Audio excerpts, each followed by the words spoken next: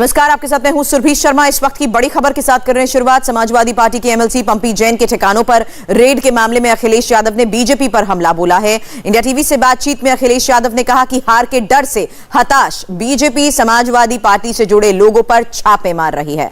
अखिलेश ने यह भी आरोप लगाया कि बीजेपी नेता चुनाव में हार तय देखकर समाजवादी पार्टी को बदनाम करने की साजिश रच रहे हैं। अखिलेश यादव ने यह भी आरोप लगाया कि जब जब चुनाव आता है बीजेपी रेड डालनी शुरू कर देती है। आज में पंपी जैन जो समाजवादी पार्टी के एमएलसी हैं वहां छापा पड़ रहा है और हमारे साथ अखिलेश यादव हैं। अरे तो इनसे लेने शुरू कर देंगे तुम्हारा।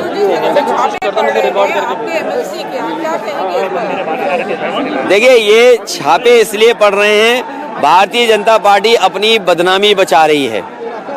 उनकी बदनामी हो गई जब पीयूष जैन के यहाँ छापा मारा। आज तक नहीं बता पा रहे कि समाजवादी पार्टी से क्या संबंध था।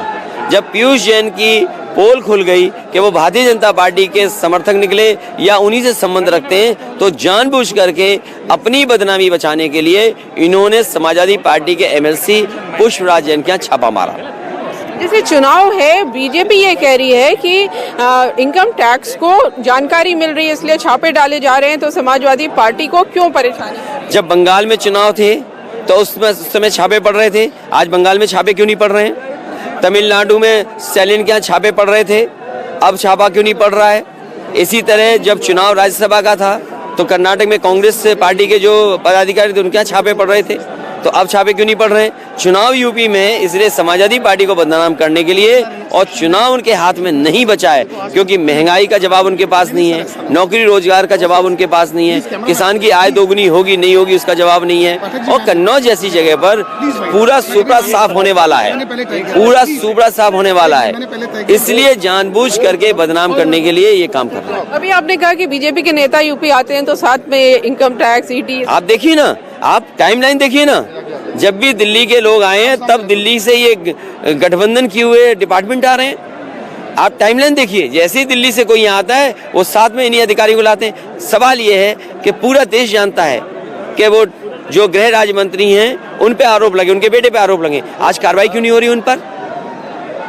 उन पे कार्रवाई क्यों नहीं हो रही? उन पे बुलडोजर क्यों नहीं चल रहा है? अब रैलीज में देख रहे हैं कि प्रधानमंत्री मोदी हो, गृह मंत्री अमित शाह हो, मुख्यमंत्री योगी आदित्यनाथ हो, इसको बड़ा मुद्दा बना रहे हैं। पीयूष जैन जिनके लिए आपका कहना है कि उनसे आपका कोई नाता नहीं है, तभी से बड़ा मुद्दा बनाया जा रहा था, तो अब तो आपके एमएलसी क्या? ये सबसे बड़ी बात यह है कि इनका डिजिटल इंडिया की मिस्टेक है। ये ढूंढने गए थे समाजवादी इत्र के व्यापार कारोबारी को, इन्होंने अपने यहाँ छापा मार लिया।